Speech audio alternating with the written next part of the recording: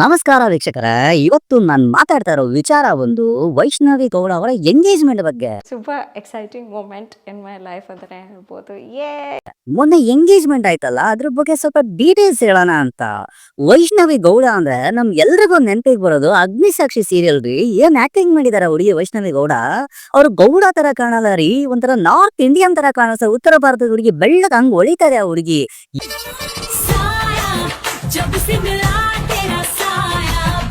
ಎಷ್ಟು ಫ್ಯಾನ್ಸ್ ಇದಾರೆ ವೈಷ್ಣವಿ ಗೌಡಗೆ.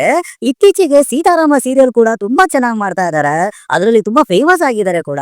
ಬಂದಂತ ರೂಮರ್ ಏನಂದ್ರೆ ಅಲ್ಲಿ ಆಕ್ಟರ್ನೇ ಮದ್ವೆ ಆಗ್ತಾರೆ ಅಂತ ತುಂಬಾ ವೈರಲ್ ಆಗಿತ್ತು. ಜನಗಳಿಗೂ ಕನ್ಫ್ಯೂಸ್ ಆಗಿತ್ತು, ಓ ಇವರಿಬ್ರು ಇನ್ನೇನ್ ಮದ್ವೆ ಆಗೇ ಬಿಡ್ತಾರೆ. ತುಂಬಾ ರೀಲ್ಸ್ ಮಾಡ್ತಾ ಇದಾರೆ, ಜೊತೆ ಇದಾರೆ ಅನ್ನೋ ಕೂಡ ಟೈಮ್ ಅಲ್ಲೇ ಕೊಟ್ಟರು ವೈಷ್ಣವಿ ಗೌಡ ಒಂದು ಶಾಕ್ ಎಲ್ಲರಿಗೂ. ಎಂಗೇಜ್ಮೆಂಟ್ ಮುಖಾಂತರ ರೀ ಸರ್ಪ್ರೈಸ್ ಆಗಿದೆ ಎಲ್ಲರಿಗೂ ಕೂಡ. ಏನ್ ಸಡನ್ ಆಗಿ ಬಂದಿದೆ ಈ ಎಂಗೇಜ್ಮೆಂಟ್ ಸುದ್ದಿ ಅಂದ್ರೆ, ಗುಟ್ಟಾಗ್ ಬೇರೆ ಆಗ್ಬಿಟ್ರು, ಯಾರಿಗೂ ಗೊತ್ತಿಲ್ಲ. ತುಂಬಾ ಕಮ್ಮಿ ಜನ ರೀ ಅಲ್ಲಿ ಹೋದವರು. ಅಗ್ನಿಸಾಕ್ಷಿಯಿಂದ ತುಂಬಾ ಫೇಮಸ್ ಆಗಿರೋ ಹುಡುಗಿ ಇವತ್ತು ಎಂಗೇಜ್ಮೆಂಟ್. ಏನಕ್ಕೆ ಹಿಂಗ್ ಗುಟ್ಟಾಗಾದ್ರು ಅಂದ್ರೆ ಅದಕ್ಕೂ ಕೆಲವು ರೀಸನ್ ಗಳು ಹೇಳ್ತಾರೆ ರೀ. ನನಗ್ ಗೊತ್ತಿರೋ ರೀಸನ್ ಪ್ರಕಾರ 3 ವರ್ಷದ ಹಿಂದೆಗಡೆನೆ ಇವ್ರದೊಂದು ಎಂಗೇಜ್ಮೆಂಟ್ ಆಗಿತ್ತು. ನವೆಂಬರ್ 2020ರಲ್ಲಿ ಎಂಗೇಜ್ಮೆಂಟ್ ಆಗಿ ಫೋಟೋಸ್ ಎಲ್ಲ ವೈರಲ್ ಆಗಿತ್ತು. ಆ ಹುಡುಗನ ಹೆಸರು ಬಂದು ನಟ ವಿದ್ಯಾಭರಣ ಅಂತ. ಅವನನ್ನ ಮದುವೆ ಆಗ್ತಾರೆ ಅಂತ ನ್ಯೂಸ್ ಆಯ್ತು ರೀ. ಸಡನ್ ಆಗಿ ಏನೇನೋ ಕೆಲವು ಆಡಿಯೋಗಳೆಲ್ಲ ವೈರಲ್ ಆಗಿ ಮುರಿದು ಬಿತ್ತು ಎಂಗೇಜ್ಮೆಂಟ್ ರೀ. ಎಂಗೇಜ್ಮೆಂಟ್ ಅಂತ ಕೇಳಿದ್ರೆ ವೈಷ್ಣವಿ ಗೌಡನ ಅವ್ರೇನಂತಾರೆ ಅಂದ್ರೆ, ಇಲ್ಲ ಇದು ಜಸ್ಟ್ ಒಂದು ಮದುವೆಯ ಶಾಸ್ತ್ರ ನಡೀತ ಅಷ್ಟೇ, ಮದುವೆ ಆಗೋದಕ್ಕೆ ಒಂದು ಹಣ್ಣುಕಾಯಿ ಶಾಸ್ತ್ರ ಅಂತಾರಲ್ಲ ಆ ರೀತಿ. ಆದ್ರೆ ಯಾವ್ದೇ ಕಾರಣಕ್ಕೂ ಇದು ಮದುವೆ ಅಲ್ಲ ಅಂತ ಹೇಳಿದ್ರು ರೀ. ಮತ್ ಅದ್ ಹಂಗೆ ಮುರಿದು ಬಿತ್ತು, ಎಲ್ಲಾ ಮರ್ತೋದ್ರು ಕೂಡ.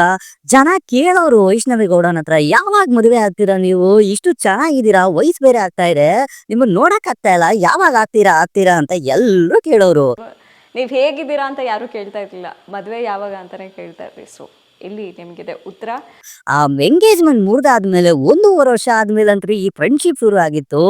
ಯಾರ ಜೊತೆಗೆ? ನಮ್ಮ ಉತ್ತರ ಭಾರತದ ಹುಡುಗ ಅಕಾಯ್ ಜೊತೆಗೆ. ಅಕಾಯ್ ಏನ್ ಕಮ್ಮಿ ಅಲ್ಲ ರೀ, ಅವನೊಬ್ಬ ಉದ್ಯಮಿ ಕೂಡ. ಒಂದ್ 4-5 ಉದ್ಯಮ ಮಾಡ್ತಾರೆ.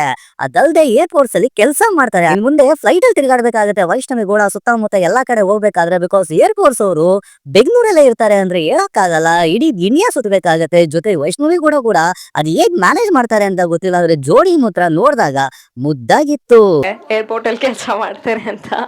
ಸೊ ಅವ್ರಿಗೆ ಆಕ್ಚುಲಿ ಬೇಜಾರಾಯ್ತು. ಬೇಜಾರು ಅನ್ನೋದಕ್ಕಿಂತ ಇನ್ನ ಫನಿ ಅಂತ ಅನಿಸ್ತು. ಏರ್ಪೋರ್ಟ್ ಅಲ್ಲಾದ್ರೆ ಏರ್ಫೋರ್ಸ್ ಅಲ್ಲಿ ಕೆಲಸ ಮಾಡ್ತಾರೆ. ವೈಷ್ಣವಿ ಗೌಡ ಅವ್ರು ಕೂಡ ಯಾರು ಕೇಳಿದ್ರು ಯಾವಾಗ ಮದುವೆ ಆಗ್ತೀರಾ ಅಂದ್ರೆ, ಇಲ್ಲ ನನಗೆ ಮದುವೆ ಆಗಕ್ಕೆ ಇಷ್ಟ, ನನ್ಗೆ ಹುಡುಗನೇ ಸಿಗ್ತಾ ಇಲ್ಲ ಅಂತಾರ್ರಿ. ಏನ್ ಗೊತ್ತಾ, ಒಂದು 300 ಆಫರ್ನ ರಿಜೆಕ್ಟ್ ಮಾಡಿದೆ ಈ ಹುಡುಗಿ. ಸುಮ್ನೆ ಅಲ್ಲ ರೀ, ಇವ್ರು ಸಕ್ಕ ಸೂಕ್ಷ್ಮ, ಒಳ್ಳೆ ಹುಡುಗ ಬೇಕು, ಚೆನ್ನಾಗಿರ್ಬೇಕು, ತನ್ನ ಒಂದು ಸ್ಟೇಟಸ್ಗೆ ಕರೆಕ್ಟ್ ಆಗಿರ್ಬೇಕಂತ ಹುಡುಕ್ತಾ ಇರ್ಬೇಕಾಗ್ಲೇ ಬಂದಿತ್ತು ಇದೊಂದು ನ್ಯೂಸ್. ಅಕಾಯ್ ಜೊತೆಗೆ ಎಂಗೇಜ್ಮೆಂಟ್ ರೀ. ಎಲ್ರು ಅರೇಂಜ್ ಮ್ಯಾರೇಜ್ ಅನ್ಕೋಬಿಟ್ರು. ಓ ಇದೇನೋ ಅರೇಂಜ್ ಮ್ಯಾರೇಜು, ಮನೆಯವರೆಲ್ಲ ಸೇರಿ ಮಾಡ್ತಾ ಇದಾರೆ ಅಂದ್ರೆ, no it is a friendship come love come now going to be engagement. That is what it is happening. ಇಷ್ಟು ಜನ ರಿಜೆಕ್ಟ್ ಮಾಡಿ ಅಕಾಯ್ ಸಿಕ್ಕಿದ್ದಾರೆ ಅಂದ್ರೆ ಇಲ್ಲಿ ಅಕಾಯ್ನ ಅದೃಷ್ಟವಂತ ಅಂತ ಹೇಳ್ಬೇಕ್ರಿ. ಬೇರೆ ಮನೆಗೆ ಅಂತ ಹೋಗ್ತಿದ್ಯಾ, ಚೆನ್ನಾಗಿರ್ತೀಯ, ಚೆನ್ನಾಗಿ ಮಾಡ್ತೀಯ, ಆಮೇಲೆ ಒಳ್ಳೆ ವೈಫ್ ಆಗಿರ್ತೀಯ ನೀನು, ಅದಂತೂ ನನ್ಗೆ ಖಂಡಿತ ಗೊತ್ತು. ಅಕಾಯ್ ಏನ್ ಸುಮ್ನೆ ಅಲ್ಲ. ಇಂಥ ಸಭ್ಯತೆಯ ಹುಡುಗಿನ ಮದುವೆ ಆಗ್ಬೇಕಾದ್ರೆ ಅಕಾಯ್ ಎಷ್ಟು ಪುಣ್ಯ ಮಾಡಿರ್ಬೇಕು. ತುಂಬಾ ಕಮ್ಮಿ ಜನ ರೀ ಎಂಗೇಜ್ಮೆಂಟ್ ಬಂದಿತ್ತು. ಕೆಲವರೇ ಜನ, ಪೂಜಾ ಲೋಕೇಶ್ ಅಂತೆ, ಅಮೂಲ್ಯ ಗೌಡ ಅಂತೆ, ಜಗದೀಶ್ ಅಂತೆ, ಬೆರಳಿಗೆ ಅಷ್ಟೇ ಜನ ಬಂದಿದ್ರು. ಯಾರಿಗೂ ಗೊತ್ತೇ ಇಲ್ಲ ನ್ಯೂಸ್ ಇದು. ಆಲ್ ಆಫ್ ಸಡನ್ ಅವ್ರ ಫ್ಯಾನ್ಸಿಗೆ ಶಾಕ್ ಬೆಳಗ್ಗೆ ನೋಡ್ಬೇಕಾದ್ರೆ. ಆದ್ರೆ ಈಗ ಎಂಗೇಜ್ಮೆಂಟ್ ಆಗಿದೆ. ನಮ್ಮ ಹುಡುಗಿ ಗೌಡ್ರ ಹುಡುಗಿ ಮಿಶ್ರ ಹುಡುಗನ ಮದುವೆ ಆಗ್ತಾ ಇದಾರೆ. ಅವ್ರ ಜೀವನ ಮಿಶ್ರ ಪೇಡದಂತಾನೆ ಸ್ವೀಟ್ ಆಗಿರ್ಲಿ.